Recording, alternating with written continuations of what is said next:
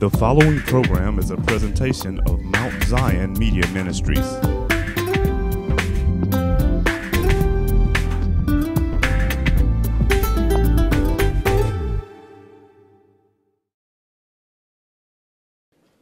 The subject of the sermon this morning, delivered but not free. I know that sounds like a contradiction, but it is true. You can be delivered but still not free. This is one of those texts that we know, those of us that's been around church for a while, we've studied it, we've had plays about it, we talk about it at Easter. And so for the sake of time and brevity, I'm going to skip a lot of the front end and deal with the back end. Lazarus is a friend of Jesus. Has a sister, Martha and Mary, and Jesus frequented their home. It was a place where he would go for rest and recreation. And Lazarus got sick, and they sent for him to come and to heal him. But for his own reason, Jesus didn't go. And so 4 days after getting the message, or at least 4 days after getting the message, Jesus arises. And when he gets there, Mary and Martha are at home. And the mourners are there grieving with them. The mourners are there. They've got potato salad and fried chicken and pound cake and rice and green beans. And they're having fellowship at the house. And then, rather than going to the house, Jesus gets close. And then somehow word gets to the house that Jesus is there. And so one of the sisters, Martha, she leaves the house and she runs to where Jesus is, and they have this conversation. And it goes something like this: Jesus, if you had been here, my brother wouldn't have died. Appreciate you coming, but you're too late. And Jesus has this conversation with her about being the resurrection and the life, and he assures her that even though he's dead, there's still hope. So she sends to get Martha, she sends to get Mary, and says, Jesus is here, he's out in the field, he's not coming to the house. He don't want any potato salad, don't want any chicken, don't want any beans. He wants us to meet him. He wants to know where we laid Lazarus. So Mary comes, and those mourners at the house, they see her leave, and they think she's going to visit the grave, but they don't know that she has a message, and and she's going to meet him, and so they follow her. And to their amazement, when they all get there, Jesus is there. And then Mary repeats what Martha said, this whole story about you're too late. If you had been here, could have helped us, but you're too late. And Jesus says to them, show me where you laid him. He starts making these strange requests. Show me where you laid him. And so they show him, and keep in mind that there's Mary, there's Martha, and there's this crowd of mourners. And then he makes another strange request. He says, roll the stone away. It's a cave. Keep that in mind. And then the sisters respond, and they show where they think the situation is. They said, Jesus, you're asking us to roll the stone away so that you can see where he is buried. He's been dead 4 days, and by now he stinketh. Because decomposition has set up in the body, and you really don't want to open that cave. And Jesus says to them, I don't care how long he's been dead, I need you to open it up. And let me interpret something for you. Look, if you will, at verses 41 and 42. And let me tell you what that says and what it means. Jesus prays to the Father. And he says, Father, I thank thee, toward the end of verse 41, that thou hast heard me. Heard what? Heard the prayer for Lazarus' deliverance. And then he makes this statement. Now I know you always hear me. And I am saying this prayer in this place out loud so that the folk who are around me can hear me. Because I need them to know that you sent me. So that what I'm about to do is not about me. Or through my own power, but it's through yours who sent me. So this public prayer, this public request is for their benefit so that they get it straight. And then the Bible says, he said with a loud voice, Lazarus, come forth. And know what it says, and he that was dead came forth, bound, head and feet, all the way down, the complete body, bound with grave clothes. Now, that doesn't mean much to us. We don't see the picture that's being painted, because when we have a death, we call the undertaker. Well, that's what we used to call them. We call the funeral home. And the funeral director comes, picks up the body, embalms the body, dresses the body, puts the body in a casket. We go to the graveyard and we put them down 6 feet under in the tomb. That's the normal procedure. But that is not the kind of burial that Lazarus had, because it's not their burial tradition. Here it is. In Lazarus' day, what happens is a family who can afford it will buy a piece of property up against a hill or a mountain. And in that hill or that mountain, they would dig out a cave.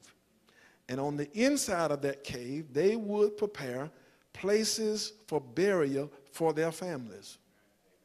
And depending upon the number of the family, that's how they would be prepared. Sometimes the graves would be placed on the floor, and sometimes shells, if you will, were hewn in the side of the rock so that they could be stacked on top of each other. And come close to me, there were no caskets, no embalming. If you remember when Jesus died, it says that Joseph of Arimathea and Nicodemus asked for the body, and said that Nicodemus brought about 100 pounds of ointment and spices to prepare him for burial, and Joseph buried him in his new tomb. And then it says on that first day of the week, when the women were on their way to the tomb, they were wondering who would roll the stone away. Because Jesus too was buried in a cave. So here it is, not in a casket, not in a grave, but he's in a cave. And they would take strips of linen, all right, and cover the body. But before the body, obviously, the dead person was naked. The body would be washed, and then he would be bathed in these oils and perfumes and the myrrh and the frankincense, and all of these little things would be placed on him as a preparation for burial, but also to help with decomposition and the smell. And then they would take strips of cloth and wrap the body from head to toe in a mummy-like fashion. And literally, beginning at the feet, just wrap it. And so that this is how Lazarus was in the grave, bound with sheets. And then one was placed over his face, and it was also bound so that that could not be penetrated, something could not get to his face. And there Lazarus was laying up on a slab, wrapped in linen cloth. And so when Jesus says to him, get up, come out of the grave, Lazarus got up.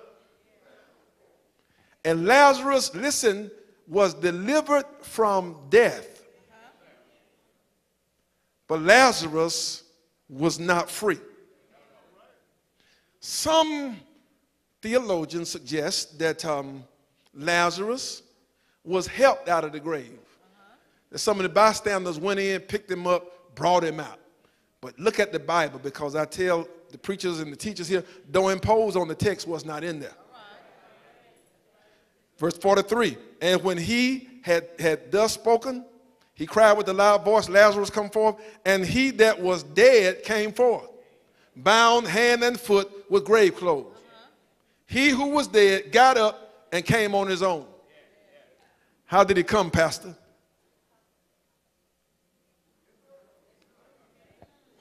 It would have taken him a long time to get home like that. He couldn't have performed whatever his job was bound up like that. He couldn't have been a good husband, a good daddy.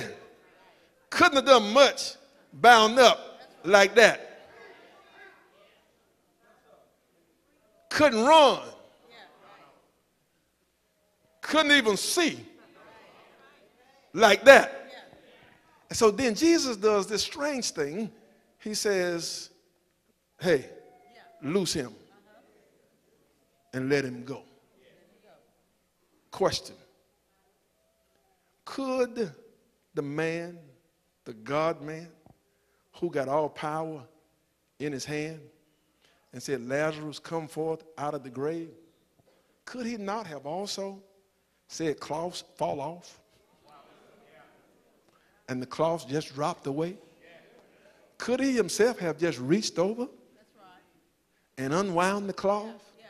He could have done either one. In fact, he could have called angels to come and do that for him. But note, he said to the people, first, roll the stone away. That's your job. But then secondly, he said, y'all loose him. Y'all unwrap the stuff from around him and let him go free. And here's the point before I leave.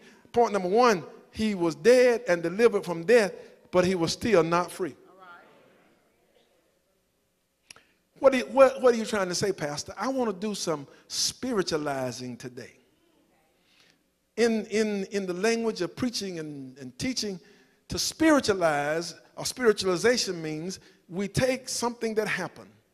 Lazarus raised from the grave, this physical act, this act that happened before us, and we apply spiritual principles or pull spiritual truths out of it that are not necessarily the exact thing that happened. But it represents something. It's a symbol of something. And so let me do a little spiritualizing. But before I do, let me just make sure you understand that the first picture here being presented is that those of us who are dead in sin, that we have been delivered from sin. But it don't mean we're totally free.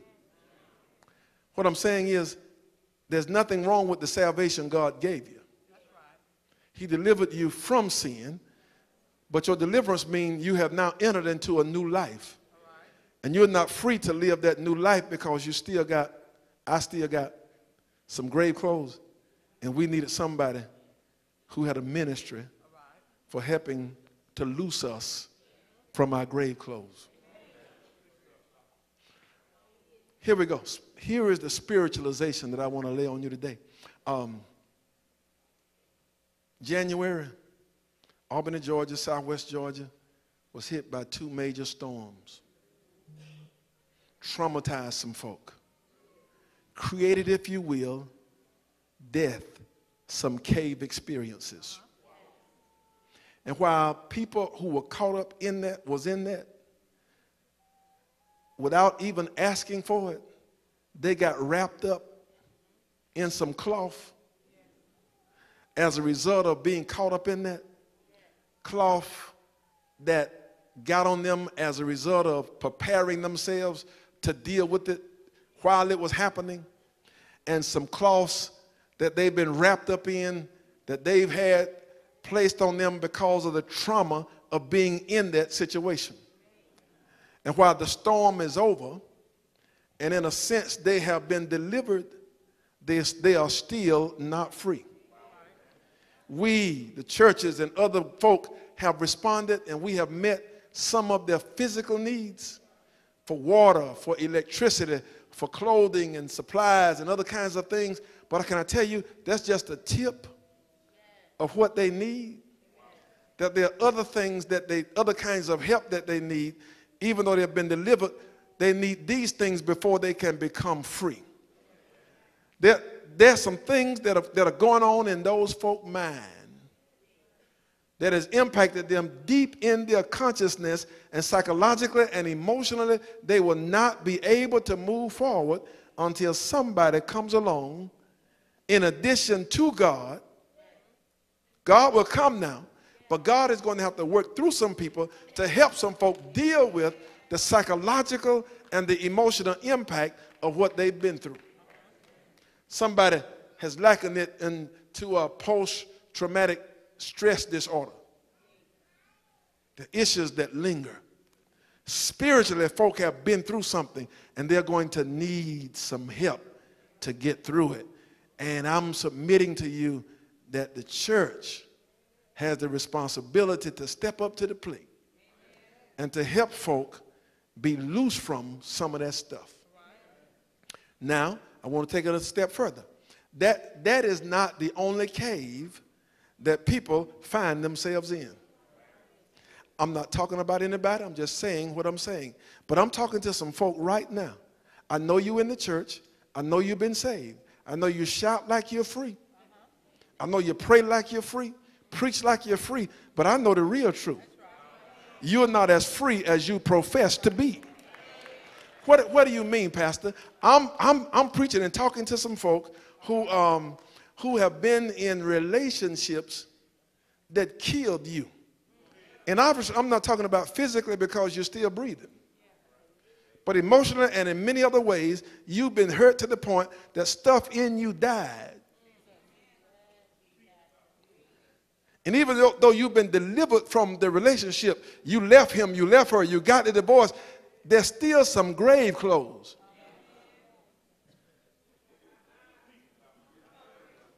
There's still some stuff that you are bringing with you. I'm talking to some folk, you've had some addictions, and you've been delivered from your addictions. But when you got delivered from the addiction, all of the behavior and the coping skills and the thinking didn't come off of you. You are still wrapped up in some of that stuff. I'm talking to some people. And I don't have time to name everything, but you just go down your street. Was it abuse? Was it molestation? Was it neglect? Was it being made to feel by family and friends that you don't matter? Was it something that you imposed on yourself? What was it that put you in that dark place where death occurred and you got wrapped up in your stuff? And while you ought to be running,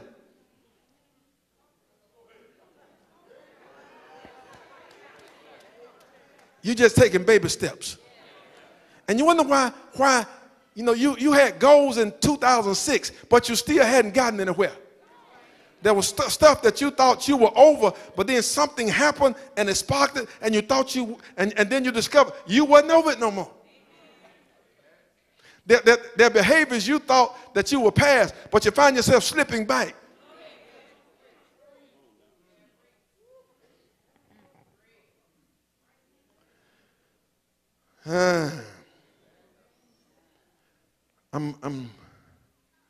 But Jesus said, loose them and let them go. See this brother sitting in front of me now. Now he's a cool brother, so don't think I'm picking at him. See, he's been in the grave and he's wrapped up. And the church needs to help him. But there are a couple of reasons, 3, that I want to just share real quick why the church can't help him yet. And I'm just not just talking about Mount Zion, but I'm talking about the church at large. The church is supposed to be in the ministry of unwrapping, of taking off grave clothes. But we're not in that ministry, ready for that ministry yet, because many of us in the church who want to engage in the ministry of unwrapping hadn't been loosed ourselves. Listen. We got positions and we got titles. Reverend, deacon, deaconess, missionary, teacher, all those titles, and we act like the titles qualify us. And then those that ain't got the title, you just still think Christian qualify you for something. But you see, it's dangerous for you to engage in the ministry of helping somebody else get loose when you hadn't been loose. Because here is what will happen. If you hadn't been loose from your pain, you would minister from a place of pain.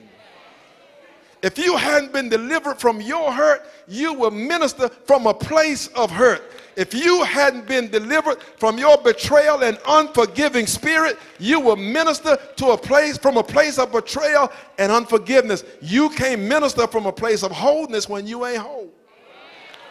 You can't minister from a place of holiness when you ain't holy. That's why it's dangerous to get folk who just come out of something and put them in ministry. I just got off drugs. Put me in charge of the drug ministry. No, you just got off, but you still ain't loose. I just come from an abusive relationship. Let me help all the abused women. No, you ain't ready for that yet.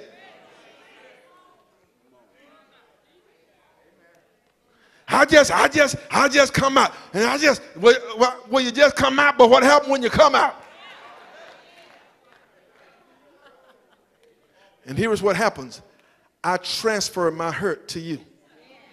I'm hurt about something. So everybody I meet, I can look at you. You've been hurt like me, ain't you? Yes. I know you don't know it, but you've been hurt too. So let me help you. I haven't been hurt. Yes, you have. You just don't know it. Let me tell you.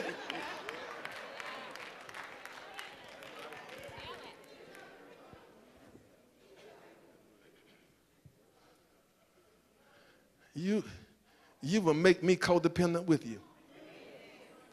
You have me drinking and I don't even drink.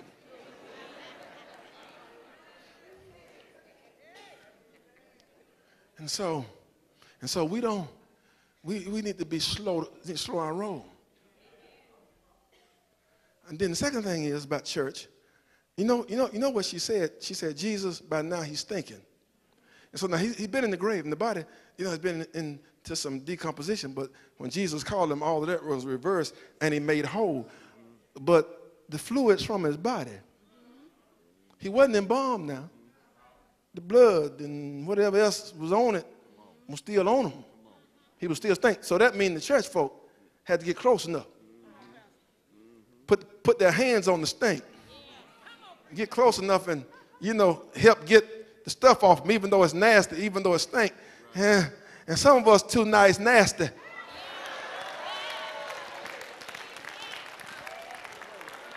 We so holy, y'all make me sick with your holy self. You don't want to sit on the road with anybody that stink. You don't want to sit on the road with anybody ain't holy. And you so, we don't want them kind of people here. Yeah. Don't you know? He been in the graveyard. Don't you see them grave clothes on? We don't want them kind of people at our church. I can't believe Pastor let them sing in the choir. I can't believe he usher. We don't, as a church, some of us so holy, we don't want folk fresh out the grave. We don't want to get close enough. We don't want to go visit. We don't want to bring them along beside us to help them because we so holy.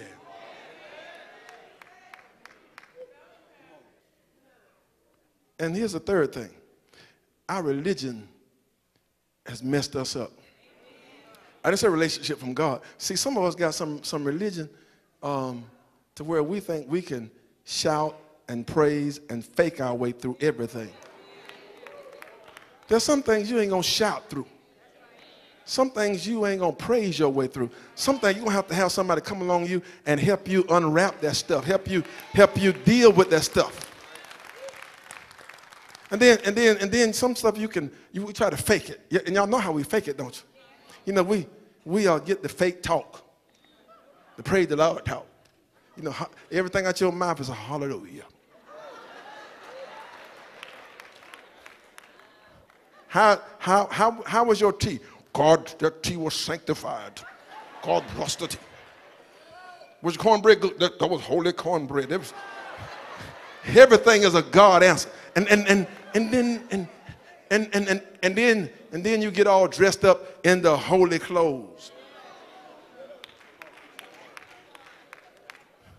Can I go and be real today? I don't pay no attention to them holy clothes. That don't mean you're holy because you got holy clothes. Can't you tell I'm a woman of dignity and virtue? Look how long my dress is. Look how high my, what y'all call that? What kind of line is that? The neck. See, I ain't showing all that cleavage. Mine way up to my neck. That don't mean nothing.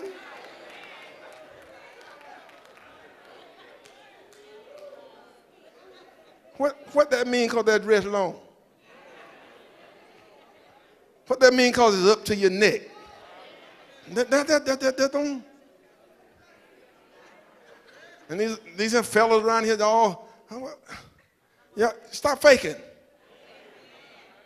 Because your stuff starts stinking after a while.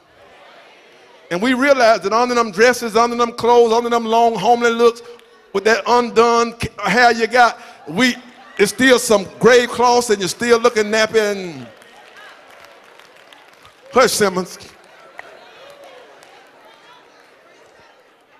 And our religion allows us to fake it because we encourage folk to come to church and pretend.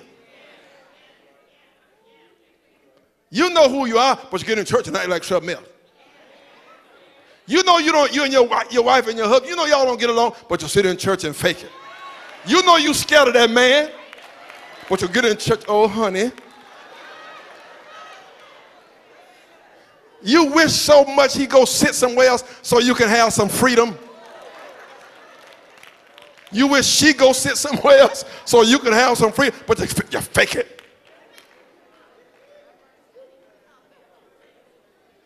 And anybody who's done wrong, we discourage them from coming at all. We will kill you, crucify you, but this is the place where you come when you're wrapped up. Let me finish. And so, Jesus is saying to me and to you, to these people who've been caught in the storm, I want you to loose them. They're delivered, but they are not free. To those who've been in various caves that we've talked about, and they got these wounds and these graves, he said, I want you, church. How do you do that, Pastor? I'm so glad you asked. Let me tell you real quick. First of all, he says, you can't do it unless you love them. And so you approach them not because you have to. You welcome them not because you are forced to, but because you love them. And love is not this stuff in the heart, this so funny, sentimental stuff. I just, that kind of love don't do anything for me. You know what I'm saying? That kind of love won't bring you water when you're thirsty. That kind of love won't bring you bread when you're hungry. That kind of love won't get you out of the ditch. Just like somebody saying, when you're in the ditch and you drown and they ride by and go, hey, I see you down there. I love you so much. I'm going to be praying for you, but I got to go now. Love stops the car. Love gets out, get in the ditch with me, and help pull me out. Thanks for watching. Be blessed and continue walking in the light.